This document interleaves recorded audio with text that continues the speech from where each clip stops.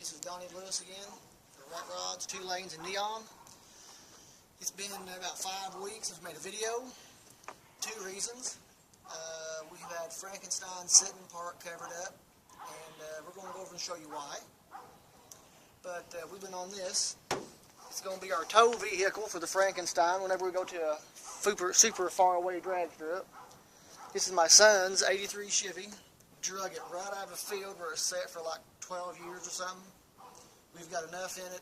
I could have bought a new truck, but we wanted the old look. Every bearing, brake, seal, gas line, brake line, everything's new.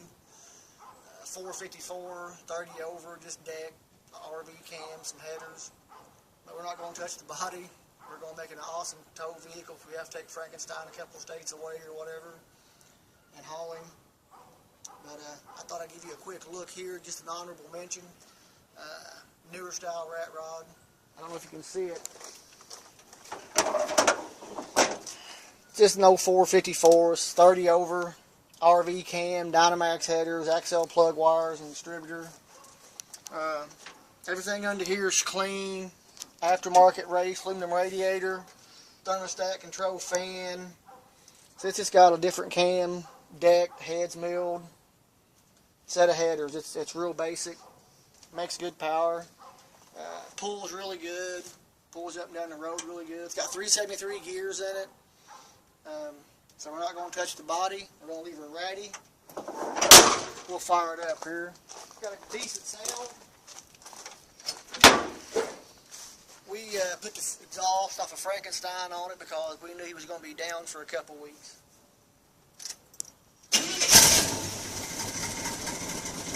I don't care for that cam. I think it's a little lopey for an everyday driver, but my son likes it, so it runs really good, revs good, just a good old truck.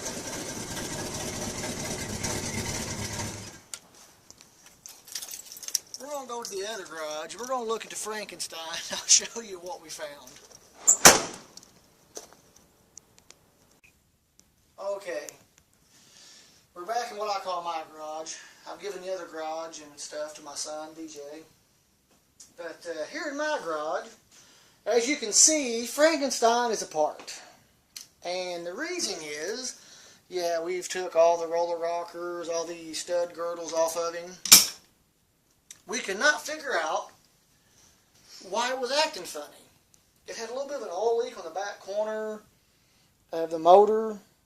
We actually took the oil pan off, had to drop the suspension and take the oil pump off with an open-end wrench and let it fall in the big old massive like 7-quart pan with Windows tray to slide the pan and everything out, and it still leaked. And somehow or another, where this oil return is, on this cylinder head, it was seeping oil. They've been sprayed with copper and torqued on the motor as by all the recommendations from the manufacturer. The problem is, the people that manufacture these parts evidently don't assemble motors. My machinist, best machinist I think in the world, he's done it for 40 plus years, makes gobs of horsepower out of this stuff. I asked him about retorquing the cylinder head after it got warm, and he said yes, he always does, especially on aluminum. The manufacturer told me no. The stud manufacturer said no. The gasket manufacturer, which are special for these aluminum heads, said not to retorque them. Well, we just put a torque wrench on these things and retorqued them, and they moved a mile.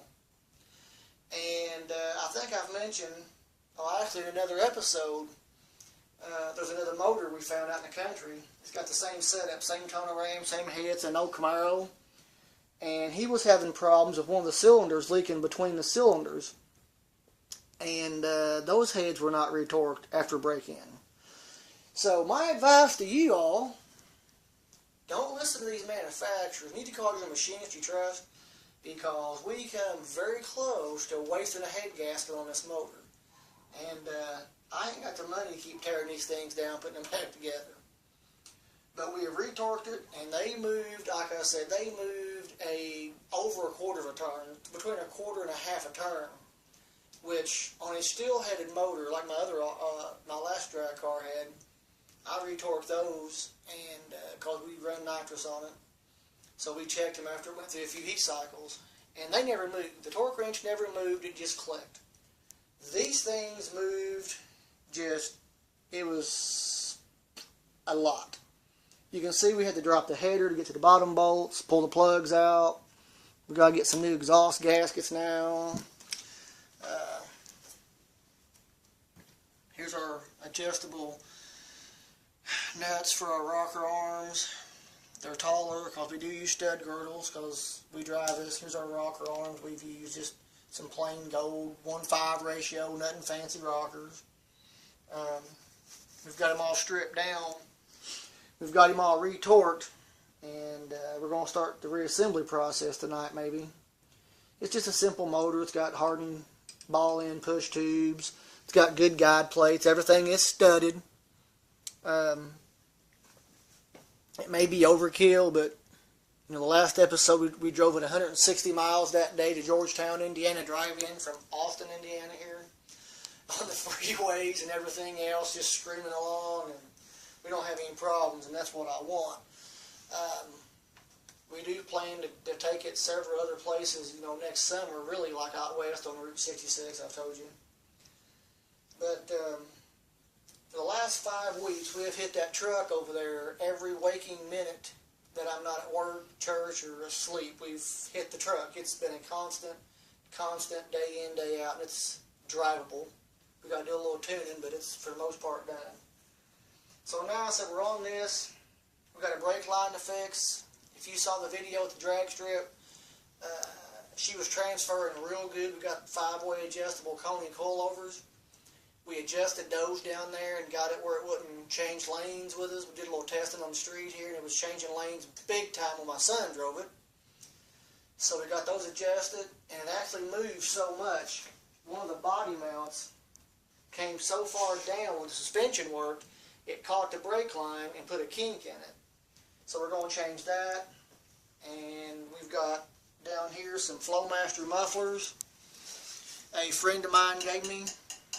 And we are going to put those on because my son's truck has got the 1-chamber Flowmaster, which I hated. I thought it was too loud. So we cut those off. We're going to put these on, put all this mess back on it, readjust the rocker arms. And for some reason, I started a couple weeks ago. It hadn't been started in a couple of weeks. And the thing was idling horrible and was really, really fat. It was really rich. So I don't know if it's got a little trash in one of the needles, but we're going to strip this off and get the top of the motor back together. We can pull the scoop off and pull the needles and seats out of our hollies down here. Those little screws right there. And we blow those out with a good can of carb cleaner and air compressor, and hopefully that'll fix it. And then we'll try to fix the timing. We had to replace this canister a little while back. This is a vacuum advance canister, and we had to replace it so we can get our timing back in check. But the biggest deal was these cylinder heads, studs, and gaskets. Can't stress enough. Find you a machinist. Mine's done it for 40 years. Forgot more than I'll ever know about building a motor. He's like, yeah, retorque them. And I know some other guys run these heads, and one guy just had a problem. The head gasket pushed out, and I don't know if that was what caused his, but there's nothing wrong with the cylinder head whatsoever. The heads are great. We use them. It's just you have to retorque them, and I kept thinking that, and the manufacturers kept saying no. So find somebody that you trust. If not, you'll have a tool cart, puke full of top end parts, and you'll have to go in and retorque them. Worst case scenario, you have to put some gaskets back on the motor like the other motor I know of out here in the country. You don't want to do that. But talk to some people. Not that the manufacturers don't know what they're talking about. They do this for a living. The particular manufacturer that's making my gasket and these head studs have done it probably longer than I've been alive. And they do it worldwide and up to aircraft quality and diesel quality now. So sometimes manufacturers aren't engine builders and vice versa. So We've got these retorqued. Thank God it didn't lose a gasket at the track. And so we're going to put her back together. We're going to see what happens. And get this thing back out and drive it. We have been scouting a few locations for new upcoming videos. Found some other stuff just out for a little cruise the other day. We did a little shopping, buzzed around. So we got other stuff coming. I don't care that it's winter. Winter does not bother us at all. It's November 5th today. He's got very little defrost, but he does have defrost. And I'll put a hoodie on and drive him. So winter doesn't bother us at all. We're still going to shoot as long as it didn't snow all over the road where it's dangerous with him having a locked rear end or get excessively dirty, just slop everywhere. We're still going to drive and film. So until we shoot some more, get this thing out and roll it. It's Donnie Lewis for Rat Rods, 2 Lanes, and Neon.